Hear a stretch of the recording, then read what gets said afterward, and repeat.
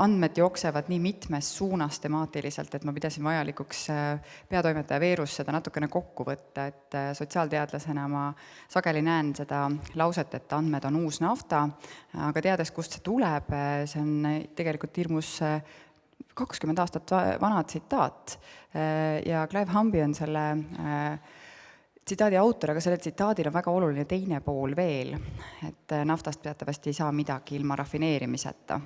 Ja kas me, kui me andmetega midagi ei tee, siis nendest andmetest mingisugust väärtust ei tule. Ja ehk et toorandmed ise ei ole väärtus siis, kui me neid kasutame, töötleme ja kasutusele võtame ja ka rakendame. Ja selle kõige pinnalt tekkis palju edasisi ideid selle osas, kas ja kuidas võiks Eesti olla see nii-öelda mõtteline rafineerimistehas andmetele, et ega Eesti ei ole ainus, kellel on palju andmeid või oleme digiriigina palju neid ka kogunud ka ettevõtlussektoris, vaid üle maailma. Andmeid on palju ja andmed tekitavad andmeid juurde. Aga riukalikuks läheb asi siis, kui me reaalselt tahaksime neid kasutusele võtta, aga kuidas seda kõike teha, seda me siis selles numbris ka mõtestame. Praeguseks juba sotsiaalmeedias väga palju arutelu tekitanud artikkel, kuna me sellekordse numbri artiklit panime varem veebi välja ja siis sotsiaalmeedias läks levima ennekõike Sulev Reisbergi kirjutatud artikkel, ta kirjutab seda suuresti siis Tartu Ülikooli terviseinformaatika uurimisrühma positsioonilt. Nad on tõesti aastaid püüdnud uurida Eesti terviseandmeid, mida me oleme väga külluslikult kogunud, aga nende kasutamine ja reaalselt praktikasse toomine, rakendusse toomine on olnud nende jaoks, aga meie kõigi jaoks riukalik probleem. Ta toob artikli alguses ühe väga kõneka seiga välja, et ligi pooltele südamepuudulikkuse diagnoosi saanud patsientidele ei olnud tehtud ühtegi diagnostilist testi, kuigi just nende testi on vaja, et haiguse õigeks nii diagnoosiks kui ka ravi määramiseks. Ehk meil on andmed, aga me tegelikult ei tea, sest neid andmeid ei saa päris hästi kasutada. Ja veel vähem alustuseks ei saa neid analüüsida teadlased ja sealt edasi ei saa see teadmus jõuda ka kuhugi rakendusse. Ja see on probleem. Ja selles artiklis on ka palju lahendusi pakutud, mida saaks ainuüksi sellega teha, kui muuta nii teadlaste jaoks andmete kättesaadavust kui ka viisi, kuidas see rakendusse viia, sest et ka mida teadlased mitmes artiklis tõdevad, on see, et isegi kui andmed on neile antud kasutamiseks või nad on edasi liikunud analüüside põhjal ka soovitused, siis need ei jõua rakendusse, sest et keegi nii-öelda rakenduslik või täidesaatev osapool tegelikult sellest ei võta päriselt välja seda maksimumi, mis saaks. Tallinna Tehnikaülikoolis on uurimisrühm, mida juhib Sille Sepp ja nad arutasid Majandus- ja Kommunikatsiooniministeeriumi tellimusel sellisel teemal, mis võiks olla personaalne andmeruum.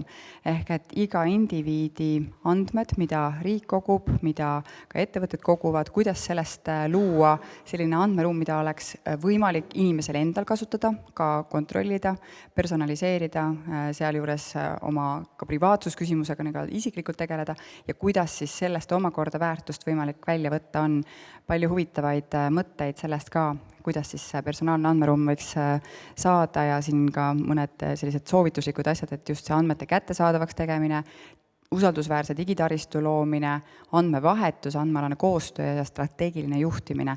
Väga paljudest artiklitest tuleb esile just see, et meil võivad olla ka õiguslikud võimalused olemas, tehnilised võimalused olemas, aga piirang on seal juhtimises. Et lõpuks saab takistuseks mitte andmed või tehnoloogia, vaid inimene. Palju mõtteainet siis selle andmemajanduse arendamise teemal.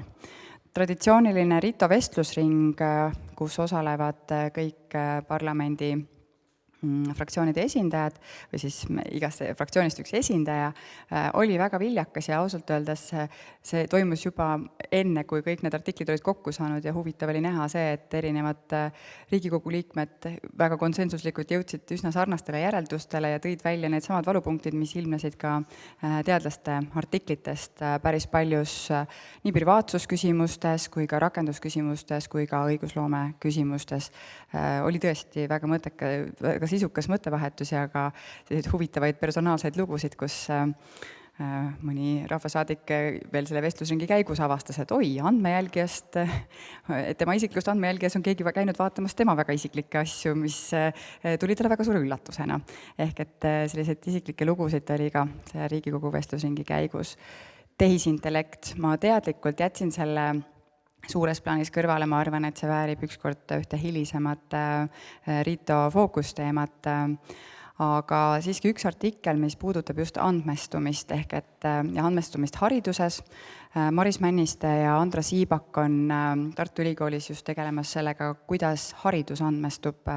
Hariduses ühelt poolt andmeid loovad ja õpilased, lapsed, aga ka lapsevanemad, aga ka koolid ja need kõik asjad ka genereeruvad ise mõnes mõttes andmed, tekitavad jällegi andmeid ja kõik see algab mõnes mõttes väikestest väga suurtest asjadest, kas või sellest, milliseid tehnoloogiaid koolid võtavad kasutusele.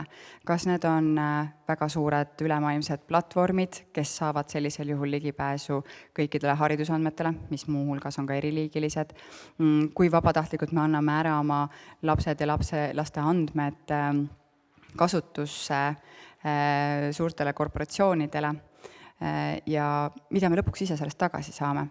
Ja väga suur sõnum, mida Maris ja Andra teevad, on siis kas see, et kui meil on haridussüsteemis lüngad, kui lapsed täidavad näiteks tehisintellekti kasutades mingisuguseid ülesandeid sellepärast, et saada kiiremini tehtud, sest nad on nii ülekoormatud, siis kas see tegelikult on tehisintellekti probleem või on see tegelikult haridussüsteemi probleem? Ja kas tehnoloogia, mis teeb mingi asja kergemaks, näiteks mõne referaadi kirjutamise ilma selleta, et selle käigus peaks õppima, lahendab tegelikku probleemi hariduses, ehk et äpiga võib lahendada palju asju, aga kas ka seda, mis on sisuliselt vajalik. Ehk palju olulisi küsimusi hariduse kohta enne seda, kui kõiki võimalikke tehnoloogilisi rakendusi, mis olemas on, kasutusele hakata võtma, tasub küsida, kas kõiki tehnoloogiaid on vaja alati nii kasutada.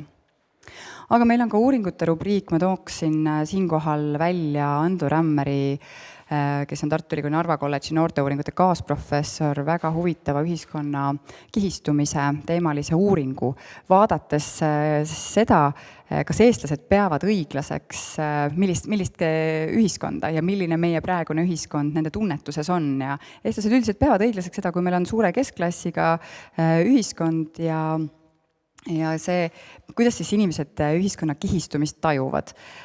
Siin on toodud erinevad tajutüübid välja, et milline on see tänapäeval 30 aasta eest ja milline siis võiks olla ideaalne struktuur. Ehk et me tajume ikkagi mõnevõrra teistmoodi või teistsugusena, kui see on olnud varem või kui ta võiks olla tulevikus või see, mis ta päriselt on. Aga väga põnev ja peegeldab kindlasti seda meie ühiskonna läbilõiget. Meil on ridamisi teisigi artikleid, mis räägivad nii noortest, kes on tööturult ja õppimisest kõrvale jäänud, see problemaatika jookseb meil juba väga mitmest numbrist läbi ja see on võib-olla üks teema, mis samuti tuleb Riito mõnda järgmisse fookusteemasse sisse võtta. Samuti tehnoloogiatööstuse arengust, mida on selleks vaja, et see veaks meie majandust ja kus selle kitsaskohad on. Ridamisi palju head lugemist ja mõtteainet, mis ma loodan jõuab meie seadusandjate lauale, mõtetesse ja ka reaalsesse rakendusse. Aga üks artikkel, mida ma ei tõstnud esile, aga mis kindlasti väärib esile tõstmist, puudutab siis seda, kuidas andmeid väärindada ja ei ole midagi uut siin ilmas. Andres Kütti, ma mäletan vähemalt rohkem kui 10 aastat tagasi rääkimas sarnastest asjadest, kuidas peaks või võiks andmeid kasutada, kuidas võiks struktuure üles ehitada, mis on tõhus, mis ei ole ja et kui me kõik tehnoloogiaid arendame, kas me mõtleme ka selle peale, kui suur on kulu, seda ma mäletan lihtsalt nagu juba siis. Ma palusin Andresel kirjutada ka sellesse numbrisse artikli andmete väärindamisest, mida Andres rõõmuga tegi ja nüüd kutsun siia ette Andrese ja ka Lauri Luha, kes on Justiits- ja Digiministeeriumi digiriigi asekantsler ja räägimegi natukene siis nendest valupunktidest, mis Riito sellekordsest numbrist välja tulid. Jah, te võite hakata ettepoole tulema, ma nii kaua varjan nii-öelda lava vahetust. Ehk räägime nendest asjadest, mis puudutavad siis andmete väärindamist ja valupunktid, mis ma peatoimetajana, võite valida endale koha, võite istuda. Ja et valupunktid, mida ma nägin peatoimetajana, puudutavad seda, et meil on andmeid palju. Andmeid ongi hoomamatult palju ja olgem ausad, bitte, baite ja numbreid on meil inimestena väga, arve ja numbreid on väga raske tajuda. Et meil on andmeid, mida väärindada ja siis kohe sealt edasi, et aga võt seda andmete väärindamist, sellest naftast, siis toodete tegemist takistab päris mitu punkti, millest on nii õiguslikud, bürokraatlikud kui ka tehnilised probleemid, millest üle saada. Ja samas on Rita artiklites pakutud terve rida erinevaid lahendusi, mida võiks teha ja sellest lähtuvalt ongi õige võib-olla alustada küsimist siis sellest, et riigi tasandil me juhime poliitikaid alustades strateegiatest, lähenemistest sellele, kuidas me siis andmeid kogume, töötleme ja rakendame ja mis need siis takistused selles on, nii õiguslikud kui ka privaatsuse teemad kui ka tehnilised. Ma vaatan siinkohal Laurile otsa, et mis need meie takistused on andmete väärindamisel laias plaanis? No võt. Tere. No selles mõttes klassikalised asjad on meil ju teada, selles mõttes ma nõustun väga palju meie Andresega oleme, nii praegu kui oleme varem suhelnud, et las need punktid, mis Andres on välja toonud, las need jäävad Andresele öelda. Ma lisan ühe asja siia, et ma lihtsalt tahaks öelda seda, et meil ei ole ainult mure õiguslik, meil ei ole mure ainult tehnoloogias, ja ma pean nõustama, et siin natukene võib-olla jääb ka teatud minu jaoks on alati andmete kasutamine teatud on ju otsus. Otsus, mida tuleb teha. Ja nüüd ma ei võta sinult, Andres, seda ära, et ma nõustun sellega, et tihtipeale see otsus saab tegemata, sellepärast, et seal ongi mingisugune väike risk jääb sisse, et kas siis neid andmeid nüüd siis tohib kasutada või ei tohi. Küll aga, mis on need asjad, kus me peame riigina veel oluliselt paremaks minema, et hakkan natuke pikemalt taustast peale. Meil on tihtipeale nagu see mulje, et meil on justkui kõik teadmised olemas. Aga kui me vaatame seda, et kas meil on kõik need teadmised ja oskused, kompetentsid, lõpuks see taandub siis selle taha, et kas meil on piisavalt neid inimesi, kes päriselt oskavad andmeid kasutada. Ja ma veel toon ühe aspektiga juurde, mida ma nüüd juba servapidi puudutasin, kas meil on ka need juhid olemas, kes teavad, et mida nad saada tahavad ja kas nad võtavad selle otsusega vastu, et nad päriselt hakkavad ka kasutama enda igapäevaste otsuste tegemisel andmepõhist lähenemist ja andmeid. Et väga palju taandub ka oskustele tegelikult riigis. Vot sellest oskuste sõnast ma võtan kohe kinni, sellepärast, et oskused me õpetame arvutiteadlasi ja Jaak Vilo kindlasti kohe ütleks, kui palju tal on eksperte, kes kõike oskavad teha, et kas need oskuste puudumised on meil spetsialisti tasandil, tippspetsialisti tasandil või mis oskused on need, mis jäävad juhi tasandil puudu? Nii palju, kui mina erinevate andmete ja väga tarkade inimestega kokku puutunud, ütlevad mul väga selgelt, et nad on ise õppinud ja nad on hakanud ise tegema, et ega meil ei ole formaalhariduses mingit sellist, et andmekuru väljaõpet, et see on... Natuke tehakse. Aga ütleme, kui palju sul Eestis on neid õppekavasid, kus seda nii palju on? TalTechis on sellest Kristjan Allikmaa kursusest läbi käinud niisugune 300 kursusest. Aga asjalik asi, eks ole. Muidugi.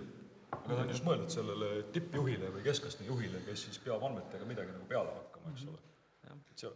Seal on ju kaks asja tegelikult. Üks asi on see, et hea küll, et ma oskan nende andmetega midagi peale hakata, aga teine on see arusaam, et ma üldse oma seda organisatsiooni kuidagi juhin andmete abil, mitte mingisuguse maagilise sisetunde abil või et see on ju ka oskus või maailmavaade, mida saab omandada, mida saab õpetada, eks.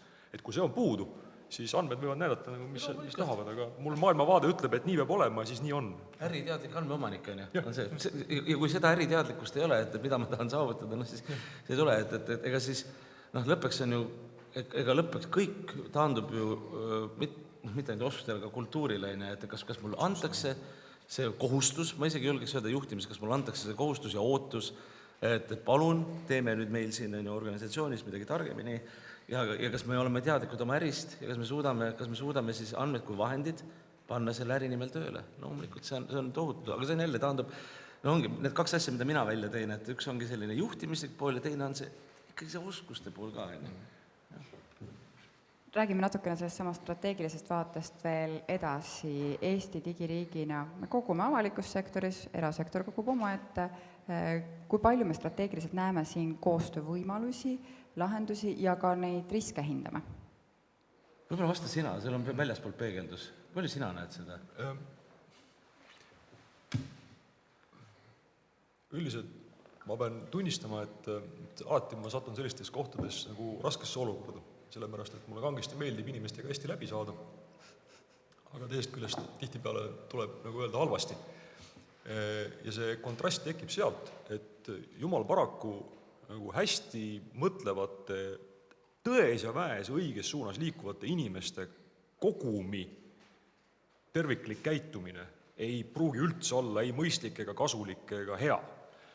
Ja väga raskesti on võimalik, väga raske on vahet teha tihtipeale inimestel, et kas ma kritiseerin seda, et kuidas see tervik töötab, või ma annan negatiivset tagasisidet neile konkreetselt, et kuidas te teete, et ma usun, et siin Riigikogus, siin saalis kõik inimesed nagu töötavad Eesti Vabariigi nimeks ja hüvanguks ja kõike puha, aga sellest sugugi ei järeldu, et see tervik nagu hästi töötab. Ja ma arvan, et seal on nagu selle kurja juur, et me nagu väga ei ole tegelenud selle struktuuriga. Et me tegeleme sellega, et Lauri ütles, et väga õige, et meil on teadmiskompetents on puudu, eks ole, meil on regulatsioon puudu, meil on mingisugused asutused ja asjad on puudu.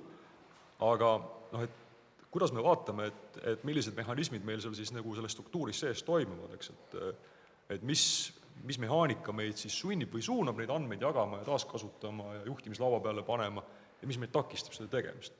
Ja kui on, ametnikul on nagu 2 mandaati laua peal, esimene mandaat ütleb, et sa lähed kohtu alla, seadus ütleb nii, sa lähed kohtu alla, kui sa teed andmete käitlemisel vea, sest sa vastutad nende andmete nagu konfidentsiaalsuse eest, ja siis teine pügal ütleb, et sa pead need andmeid kangesti jagama, aga tehes siis veendudes, et sa mingit riske ei võta, mis ametnik siis teeb?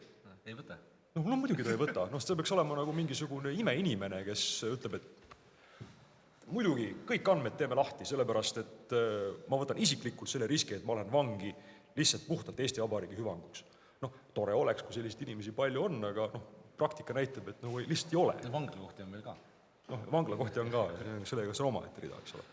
Et kuni me nende mehhanismidega ei tegele ja ei võta nagu sellele süsteemil takistusi eest ära õiges suunas liikuda, väga raske on oodata, et asjad lähevad kuidagi soovitud suunas.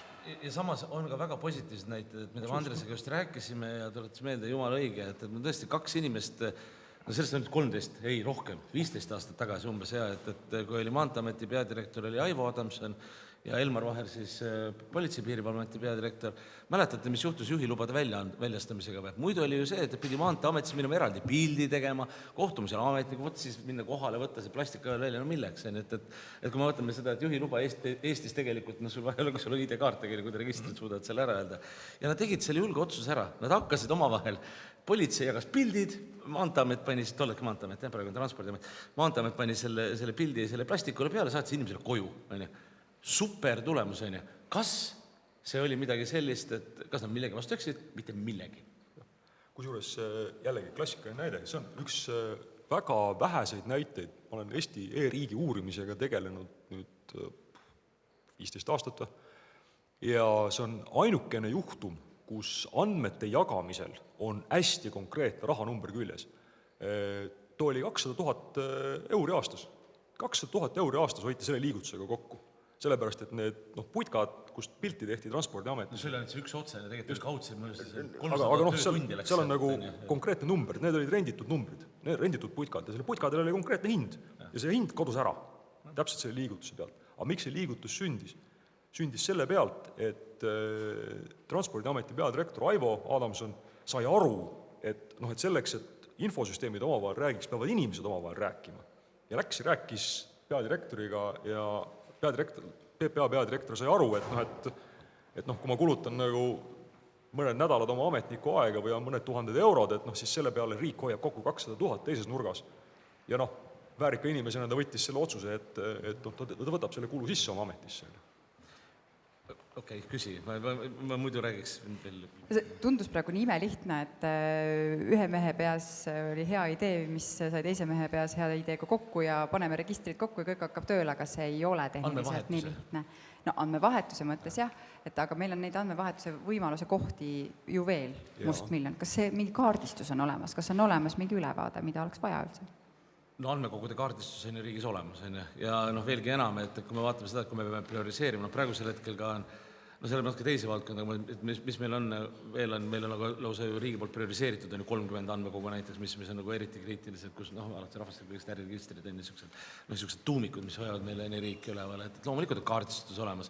Kui me küsime, et loomulikult ja siis me saame minna nende kvaliteedi küsimuste peale, aga kui me vaatame jällegi, et kui mingisuguses valdkonnas, ma olen seda nii palju kordi öelnud, et kui mingisuguses valdkonnas olla digiriigi peal uhke ka rahvusvahelistes näitajates, indeksites, siis kui me vaatame OECD raporteid meie andmete kohta, tegelikult meil ei ole häbeneda midagi. Ei andmehalduse, ei andmemajanduse, ei ole andme kvaliteedi peal, igal pool on andme kvaliteedi küsimused. Et nüüd ongi see meie sisemine enda kokkulepe, et kuidas me siis, Taip istungil üks lugupeetud professor ütles, et nüüd kuidas see siis rahaks keerata, et see on nagu see, ütles välja. Kusjuures andmekvaliteet on väga selline konksuga asi. Näiteks kunagi oli meil selline asi nagu registripõhine rahvaloendus taheti teha. Ja Statamet kurtis, see oli konkreetne juhtum, ma osalesin selles protsessis. Statamet kurtis ja pritsis tulde tõrva ja manas ehitisregistrit, kuidas ehitisregistri andmekvaliteet pidi olema väga halb. Sellepärast, et seal ei ole siis kvaliteetset informatsiooni selle kohta, mis materjalist on majade katus. Lihtsalt ebakvaliteetsed andmed. Ja Statamet pani raportisse ka, et andmed on ebakvaliteetsed ja väga halb on. Aga kui me mõtleme, et ehitisregister, et kuidas me siis saame selle niimoodi kvaliteetsena hoida, et kas me paneme su vangi, kui sa lähed sõpradega vahetad vanaemal nagu nädalavahetusega katuse välja ja unustad selle registrisse panna või et kas me saadame mingid ametnikud nagu majade katuste nagu materjale vaatama, et kas on valtsplekk või on nagu midagi muud. Et see on ebamõistlikult nagu vällis ju. Ja siis tulebki leida mingi tasakaal, et kas me nagu paneme siis need ametnikud käima ja hakkame inimesi vangi panema või äkki me aktsepteerime, et me päris täpselt ei tea, et mis materjalis see katus on, eks ole. Ja vaat kus kohas nüüd siis tekib see tasakaalu koht, et see kulu nagu sünnib siis Majandus-Kommunikatsiooniministeeriumis, kes siis kuidagi peab nagu seda registrit üleval pidama, aga tulu sünnib Statametis, eks ole. Ja kus siis nüüd tekib see koht, et nüüd et kes siis võtab selle nagu kulu sisse. See on juhtimislik otsus, eks ole. Selles mõttes Lauri toodud näide on nagu õige, et inimeste tasandil, loomulikult nagu töö tasandil kõik saavad aru, mis on vaja teha. Aga kui nagu juhtimislikul tasandil ei ole kokkulepet ja suhteid ja aru saama sellest, et nagu üks peab võtma sisse kulu selleks, et nagu teine saaks tulu. Muidugi, mitte nüüd konkreetse kaasuse pealt, aga lihtsalt näitlikus, et see ei olnud ju kvaliteedi küsimus, see on see, kas need andmed on üldse kätte saadavad, kas need... Andmed on olemas, registris on koht olemas, väli on olemas, aga seda täidetakse ainult siis, kui alles sel hetkel, kui maja ehitatakse ja pärast mitte kunagi ei uuendata. Ja siis mõtledki, et jällegi, et mis nagu isiklik sugudest mul kunagi oli mul au korraldada, kureerida riigi situatsioonikeskus COVID ajal, siis professor Irja Lutseriga väga tihedalt tegime koostööd ja üks väga tark lause, et milleks me kogume andmeid, mida me ei kasuta, et see ei ole mõtet, see on ju ka väärtusetu, et mitte nüüd antud katuse näite puhul, et võib-olla seda tõesti kuskil on tõesti tarvis, mingi tuleohutusi, ma ei tea. No me kuskil ikka on, võib-olla. Aga üldine reegel on see, et ei ole mõtet tekitada seda tohutut koormust ja koguda igaks juhuks andmeid, mida me isegi äritellijatena jällegi ei tea seda, et me kasutame. Ja see nüüd ei ole muidugi andmete küsimus, see on nüüd kogu digiriigi ja üldse toimumise küsimus. Kusjuures see on... Me jäämegi, Marju ei saagi küsida. Ma tahan selle kulude asja nagu ära panna. Sellepärast see on jube oluline teema minu jaoks, et kogu bürokraatia vähendamine on ju seotud nende kuludega. Vaadake, kui te hakkate koguma kellegi riigiametis, tekib pähe mõte, et hakkab koguma kodanikuandmeid, isikuandmeid.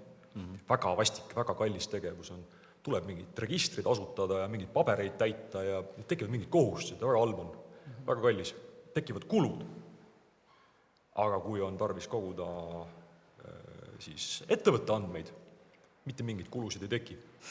Mitte mingisuguseid. Isegi selle infosüsteemi ehitamise kulu saab SF-ist. Jah, ei saa enam. No enam ei saa, aga põhimõtteliselt kuskilt tuleb. ja ei mingit janti, keegi ei lähe vangi, mingit kohustusi ei teki, muudkui aga kogu, muudkui aga korja. Ja siis on, et mis te siis arvate, et mis siis nagu juhtub. Ja siin on täpselt samamoodi, et miks me korjame andmeid, mida me ei vaja, sellepärast, et väga lihtne odav on. Jah, kelle jaoks? Aga just nimelt selle koguja jaoks on odav, eks ole, kas ta terviku mõttes nagu mõistlik, vajalik ja odav on, ei tea. Juba 2 märksõna kõlasid, mis kõlasid meil ka Riigikogu toimetuste vestlusringis. Ja üks nendest on isikuandmed ja teine on siis sama andmete kasutamine ja selle tasu või äratasuvus. Ja see näide, mille Lauri tõi, selle puhul saab selle ümber arvestada rahasse ja nii edasi vajadusse. Aga kui üks poliitik ütles, et tema tahtis teada, kui palju on Eestis siis pensionäre, kes saavad toetust, mingi konkreetse toetust ja millistest leibkondadest elab, siis ta sai vastuseks, need on isikuandmeid ja neid me väljastada ei saa. Kuigi need andmed on tegelikult olemas. Pensionäri nime või? Ei küsitud konkreetse pensionäri nime, vaid et üldiselt.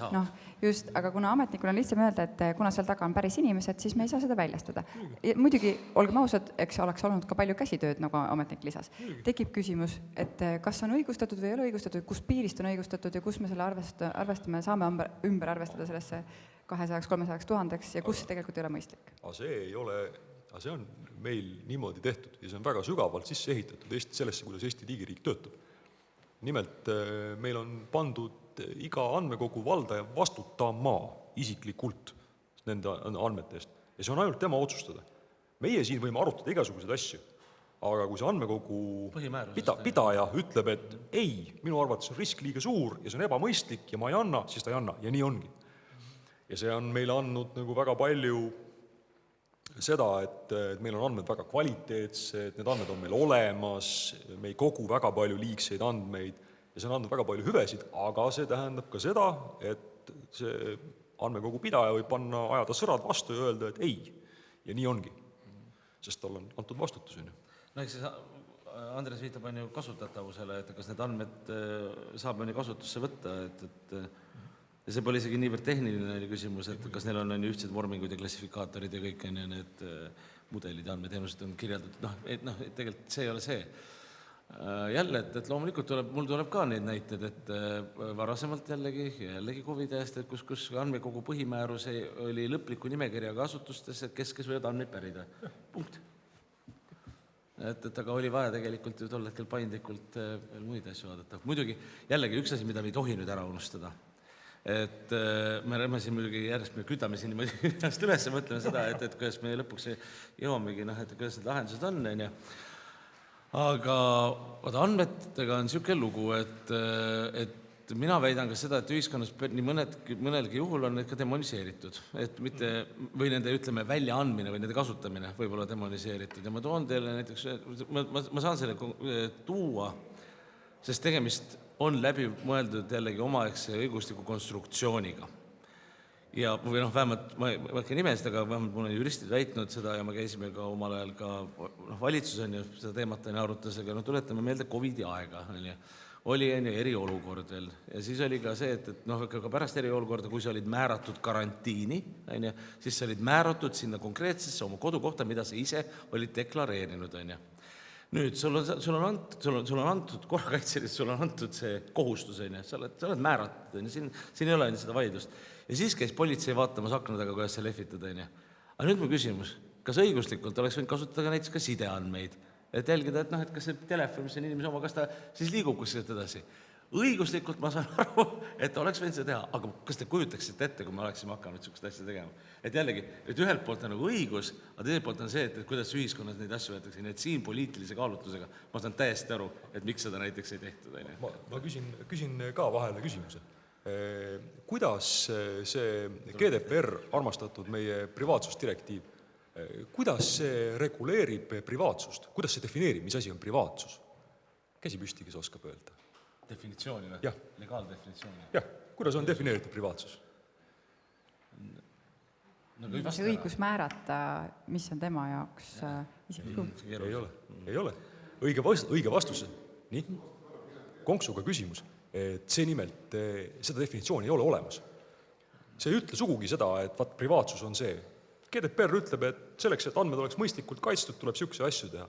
Ja miks ma seda rõhutan, on see, just nimelt, et see, kuidas me mõistame privaatsust, no see on ju meie enda teha, see on meie enda kujundada, see ei ole kuskil seaduses kirjas. Ja kui me mõistame privaatsust kui, et meil on saladus, noh siis ongi saladus, siis ei saagi jagada ja ongi kõik. GDPR-i aluseks on andmekaitsejurist, mina ei ole vaata andmekaitsejurist. Kahju, et meil ei ole siin Kärt Salumaa lepikut, kes oli üks GDPR-i väljatootamise juures olnud Eesti juristidest ja kelle puhul, ma usun, et ta võiks selgitada. See on esiteks määrus, mitte seadus ja see määruse järgi ütleb väga selgelt, et inimese ehk andmesubjekti õigus ise otsustada ongi kogu selle filosoofia alus. Selle direktiivi alus. Ja andmesubjekti ise otsustada, mis tema jaoks on nii-öelda asi, mida ma tahan avalikkusest või enda andmete kohta, mitte teiste. Andmesubjekt, just nimelt, andmesubjekt, jah. Noh, muidugi GDPR annab meile päris palju laiendusi ka nende samade andmete kasutamiseks. Ehk, et kui alati tahetakse öelda, et või isikuandmed, need on niisugused, need ei tohi puutuda, kohe hakkavad halvad asjad juhtuma, et õiguslikult ju tegelikult ei ole nii meie isikuandmete kaitse seadus kui ka üldmäärus IKÜM ütleb siis väga selgelt, et teatud eesmärkidel näiteks avalike teenuste pakkumiseks või ka siis turvalisuse tagamiseks, nagu seal COVID-i näites oli, on seal lubatud. Ja nendest artiklitest, mis sellekordses RITOs on, jookseb väga selgelt läbi ka seesama avalike teenuste või riiklikuks hüvanguks andmete kasutamine suures mahus.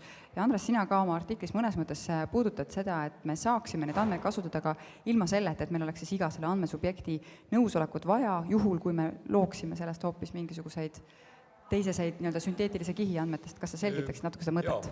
Mõte siis selles, et loomulikult mitte keegi ei tahaks surfata kuskil Maksuameti andmetes ja saaks nuppu vajutada ja vaadata, et palju meil siis said nagu selles vahemikus nagu inimesed tulu ja aga kas abiellus inimesed said kuidagi vähem või rohkem tulu ja kuidas see lastega seotud on ja asukohad ja nii edasi. Või mis juhtub, kui me keerame mingist maksuprotsenti sinna-tänna, natuke muudame reegleid, et sellist maksumaksja andmetes surfamist ei tohi olla, sellepärast, et seal on maksusaladus. Ja väga õige, ei tohi olla. Aga kui me nüüd annaksime suurepärasele armastatud AI-le ette Eesti Vabariigi maksumaksjad ja ütleksime, et kujuta ette teist riiki, mis ei ole Eesti Vabariik, mis on täitsa teine riik, kus elavad samasugused maksumaksjad ja genereeri mulle nende maksumaksjate andmed. Siis me võiksime ju nendes andmetes nagu idee poolest nagu peaaegu, et nagu võib-olla surfata ja vaadata, et mis tolles riigis juhtuks, kui me mingit nuppu keerame ja mingit maksumäära natuke liigutame või mingit poliitikat muudaksime. Ilma, et me siis puudutaksime neid päris andmeid, mis on meie maksuameti juures.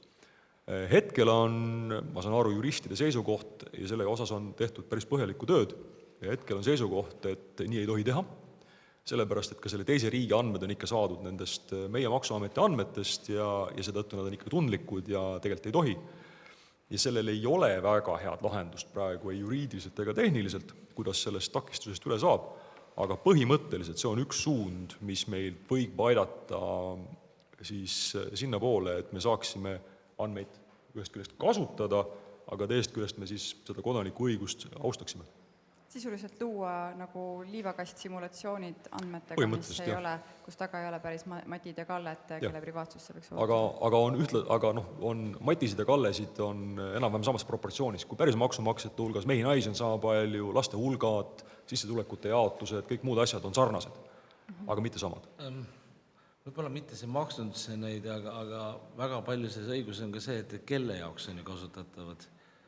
Ja ma ikkagi see, et kui ma räägin teadlaste ülikoolidega, et siis päris palju teadustööks ikkagi on võimalik, aga jällegi, et mis see on nii õudne. Eneli Kinsikoga, kui te satute rääkima, siis see on nagu, see on üks kolgata tee, mis tuleb läbi käia.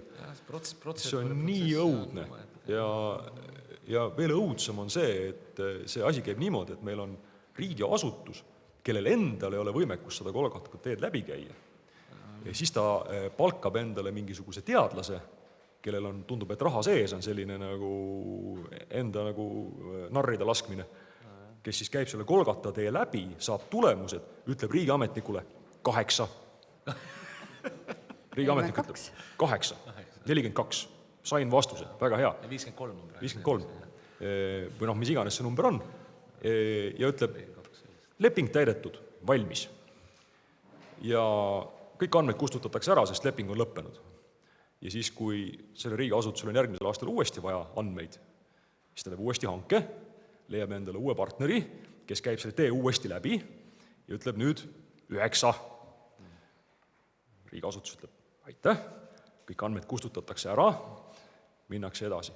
Et see on nagu nii ebamõistlik, et põhimõtteliselt saab, jah, põhimõtteliselt saab. Digiriigi esindajana jumala eest, ma olen sinuga absoluutselt nõus, et ma ei ole andmekaitsejurist ja ma ei oska nagu seda niimoodi öelda, et loomulikult mina tahaks ka kasutada rohkem ja targemini ja privaatsust ja austaval moel loomulikult, et ega me ei saa seda ära unustada. No ma siia pidin otsa küsima praegu, et kas me saaks seda teadmist eksportida, ma arvan, et alustuseks vist saab eksportida seda teadmist, mis hästi ei tööta, aga kas meil on mingisugust teadmist, mida me saaksime 8. eksportida peale selle 8? Noh, siin võiks sina peegeldada jälle, mina tean küll, mida võiks, et väga raske niimoodi öelda, mingites valdkondades kindlasti on. Ei, me üldiselt andmehalduses või ütleme, mida me õigesti oleme teinud, et kas me oleme see, kuidas me oleme pannud paika vastutuse meie registrite eest, see on lõppkokkuvõttes, ma arvan, meie edu alus. Selle me oleme õigesti teinud. Sellel on piirangud, aga selle me oleme õigesti teinud. Ma pean siia küll nüüd küsima, et kas see vastutus tähendab seda, et kui meil on üks suur andmeleke, siis öeldakse, oih, juhtus. Või mis see vastutus tähendab? See vastutus tähendab siis seda, et mida see päriselt tähendab, see on veel omaette lugu, aga põhimõtteliselt on see asutus, kes hakkab isikuandmeid koguma, on vastutav nende andmete säilimise eest, nende jagamise eest, kontrollib nendele ligipääsu ja nii edasi. See on põhimõtteliselt tekitanud olukorra, kus kuna see on tüütu ja kallis tegevus, siis asutused ei taha seda väga teha. Mille tõttu siis jääbki alles ainult nagu need asjad, mida tõesti muud moodi nagu ei saa. Et PPA ei saa teist moodi, ta peab inimestest dokumendi pilti tegema. No ta lihtsalt ei saa muud moodi. Et asutused teevad selle absoluutselt miinimumi, see tähendab seda, et registrid lähevad korda, see tähendab seda, et meil ei ole mingisugust sellist kasvu piiravat sellist keskset keha, mis kõikide asjade üle otsustab, vaid et asutused saavad omavahel kokkuleppeid sõlmida.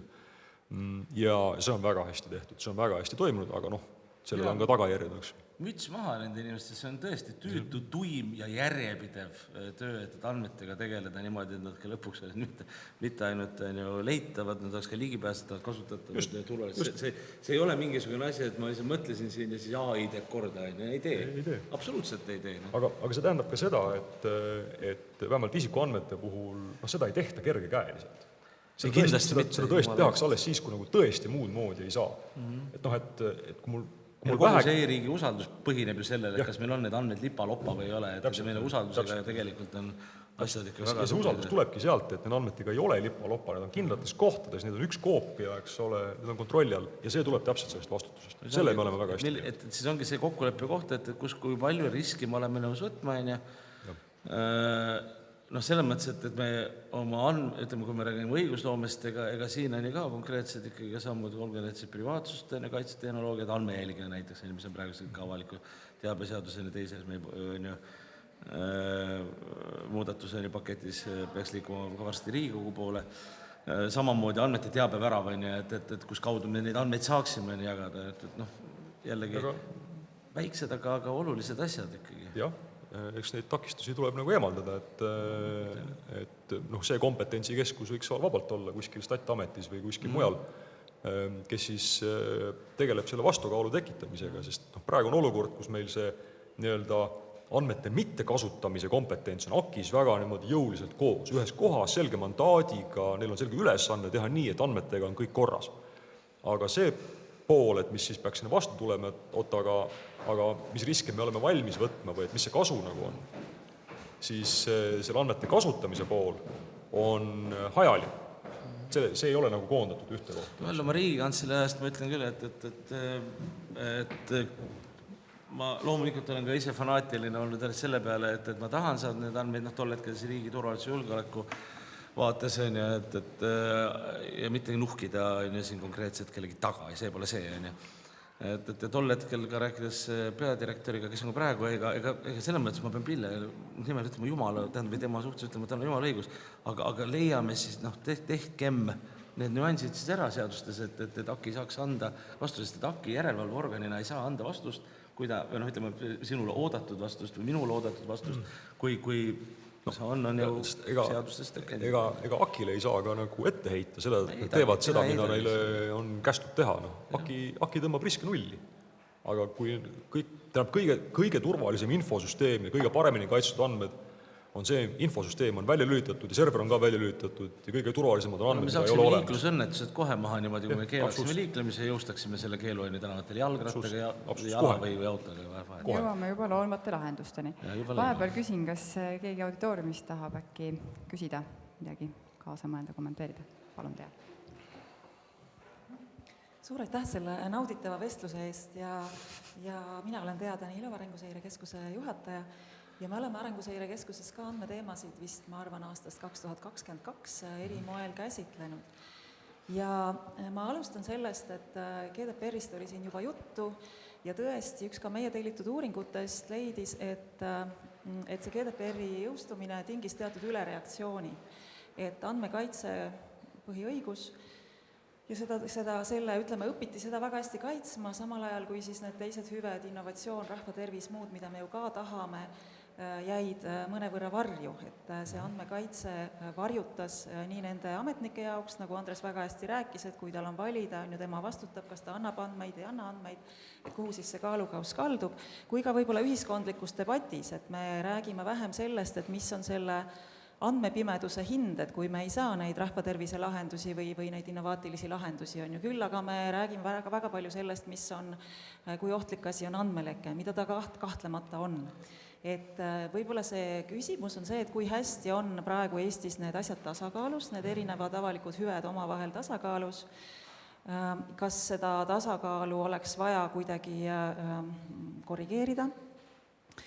Ja kui nüüd tulla selle Andmekaitse Inspektsiooni juurde, kes teeb oma tööd väga hästi, siis mul oli hiljuti vestlus Rootsi Andmekaitse Inspektsiooniga ja nemad teevad sellist asja, mida nad nimetavad siis niisuguseks liivakasti otsinguteks, et millal iganes näiteks mõni tervisetehnoloogia ettevõte soovib andmetega midagi teha, millel potentsiaalselt võiks olla hea efekt rahvatervisele, kindlasti ka selle ettevõtte ärile, aga laiemalt rahvatervisele, et siis andmekaitse juristid ja need ettevõtte inimesed ja võib-olla veel ka ülikoolist panevad pead kokku, et arvestades seda õiguskeskkonda ja me peame tagama kvaliteetse andmekaitse, kuidas siiski see innovatsioon oleks võimalik, olles vastavuses nõuetega.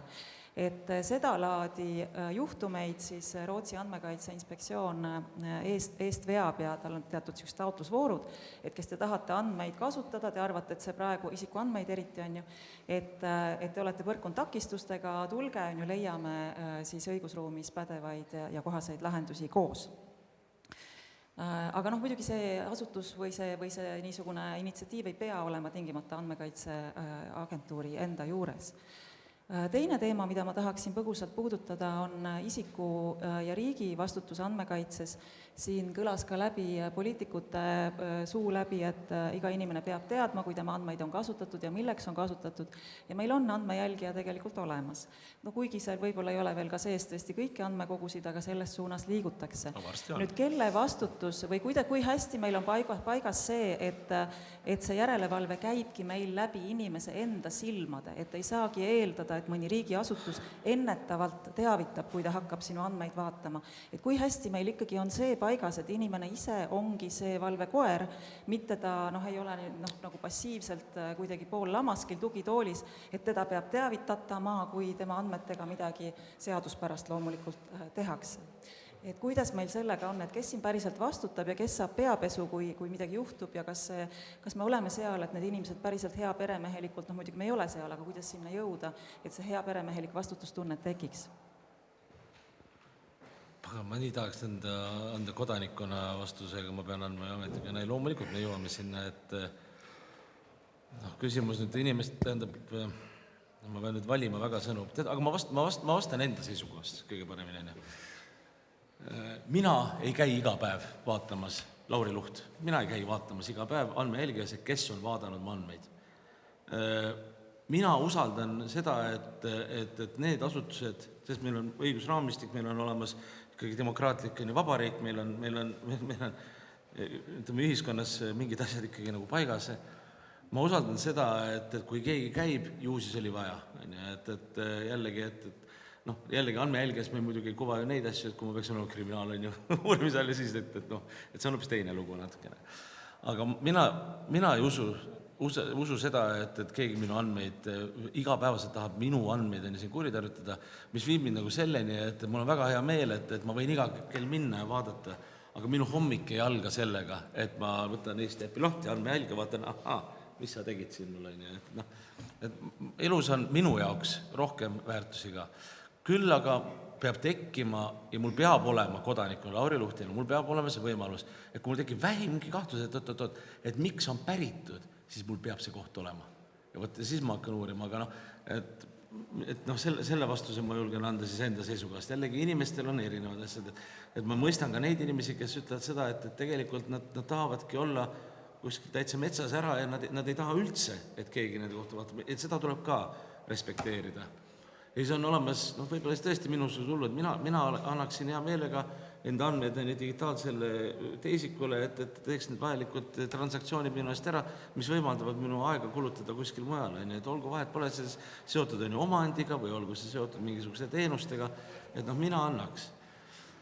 Kuidas nüüd on õige sinna liikuda, et jällegi kipub väga individuaalne, et lausaline selline kohustus, et Lauri Luht ja Andres ja kõik, kes me oleme, te peate andma oma riigile, sest riik teab, mis teil on vaja ja riik teab, mis on hea. Ei ole õige jälle, ma pean ikkagi olema nõus sellega, et minu andmeid moel või teisel kuskil mingi teenuse hüvangu saamiseks kasutatakse. Teiselt poolt küsitakse nagu seda, et ma ütlen kodanikuna seda, et loomulikult, kui ma peaks kuskilt mingit raha saama, siis andke mulle see raha ära, et ma ei taha teada, et kuskil käib. Aga küsimus ka, kui trahv on vaja maksta, võtad selle ka mult automaatselt ära, seda ei tahaks, et nii personaalset riiki ma võib-olla ei tahaks, et siin on see nagu see küsimus küll, et ma vastasin nagu selle oma seisukohast. Andres, kas sa käid igal hommikul jälgimas andmejälgimist? Ei, Aga mis sa teed, kui seal vaatab keegi, kes sulle ei meeldi, et seda vaatab? Ma olen kusjuures LinkedIni kohe põrutan. Kohtutäiturid näiteks. Kohe teen avalikuks. Tegelikult mul on olnud see juhtum, kus ma olen läinud ettekannet tegema ühele välismaa delegatsioonile hommikul kell 9 ja siis avasin andmejälgi selleks, et näidata, et mis äge asi meil on. Ja sealt vaatas kohe vastu, et PPA-st on keegi käinud andmeid vaatamas. Hommikul mingi pool 9. Ja selgus, et patrull oli mul sabas sõitnud, numbrit vaadanud ja see jooksis kenasti andmejälgest läbi ja PPA mulle seletas, mis toimus. Aga publikust tekkisid suuremad silmad. Aga minu meelest on, kui meil üldse on riigis kohti, kus AI ja agentne riik ja kõik see popid sõnad, mida siin armastatakse rääkida, tulevad teemaks, siis see on andmejälgija koht. Miks me ei tee niimoodi, et ma saan oma agendi ässitada andmejälgijale kallale, kes mul öösiti käib vaatamas, loeb üle, tuvastab mustrid ja hoiatab mind hommikul, mitte mina ei käi vaatamas, vaid agent mul ütleb, kuule, vastupidiselt tavalisele mustrile, kes sul siin käivad iga ööse vaatamas mingisugune... Kes Keskkonnaamet näiteks? Töötukassa näiteks käib vaatamas ja muud sellised. Et nüüd toimus midagi nagu teistsugust. Miks ma ei saa teha seda? Ja seda tehniliselt see on jumala lihtne teha, see hästi lihtne. Aga mis puudutab seda küsimust tasakaalust, siis mina ei tea, mina olen mingisugune veider insener ja mul ei ole üldse mingit arusaama sellest, mis on Eesti Vabariigile hea. Mul päriselt, ma ei võta mingit nagu sõna selle koha. Absoluutselt. Küll aga ma arvan, et me peaksime just nimelt tegelema nende mehhanismide tekitamisega, mis mõlemalt poolt siis nagu ühelt poolt argumenteeriks riskide poolt ja teiselt poolt argumenteeriks hüvede poolt, et need mõlemad oleksid institutsionaliseeritud, kenasti protsessidega kaetud ja täpselt samamoodi see andmejälgija, selle võimustamine on jällegi üks neid mehhanisme, mis siis nagu suunab seda tasakaalu mingisse kohta ja aitab siis seda tasakaalu siis leida ühiskonnas ja ka siis muuta, kui olud muutuvad. Ma ei tea, tuleb mingisugune jumala abiga vast ei tule, mingisugune konflikt või konflikt lõpeb ära, et olud ju muutuvad, eks ole. Jah.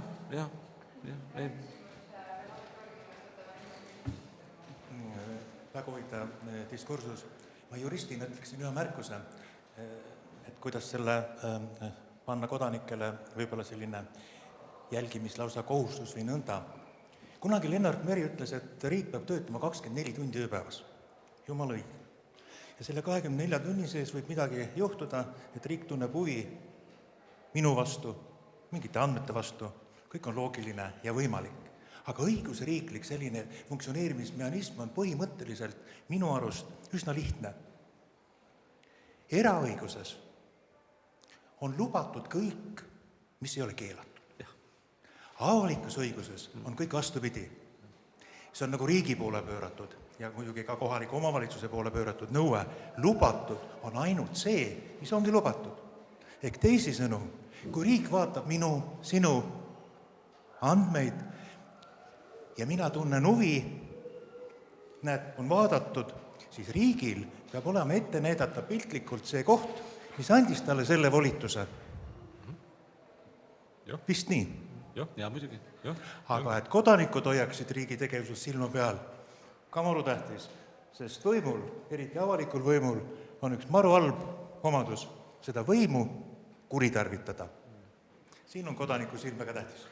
No sellest on vist 16 aastat tagasi või rohkem, kui ma Siseministeeriumist teadsin andmejälge positiivne lugu, et see oli ka meedias suur skandaal, oli see, kus oli näha, et mingid, ma nüüd obfuskeerin natukene siin, riigi või kohaliku omavalitsuse töötajad käisid vaatamas kohalike staaride elukohti. Ja selle peale lasti inimesed lahti. Nii lihtne ongi. See oli üks tore inimene, ma arvan, et selle inimesele peaks kuidagi andma mingisuguse, ma ei tea, auhinna. See, kes PPA-st lasti lahti, oli üks proua, kui ma õieti mäletan. Sellepärast, et ta käis need andmetest surfamas. Ja ta väga tänuväärsel moel kaebas selle edasi. Ja siis ja tulemuseks oli see, et perioodiliselt oli ajalehes jälle uudis. Inimene käis vaatamas andmeid, jäi süüdi. Läheb 3 kuud mööda, inimene käis vaatamas andmeid, jälle jäi süüdi. See oli nagu väga nagu mõjukas nagu kampaania minu meelest. Väga selge sõnumiga. Aitäh selle arutelu eest ja aitäh kaasa mõtlemast ja ma loodan, et teil tekib mõtteid veel Ritot lugedes. Järgmise numbri teema jätan veel avaldamata, aga on juba üsna lähedal paigas olemisele. Saab olemas oma põnev, ma loodan. Aitäh teile kõigile! Aitüma!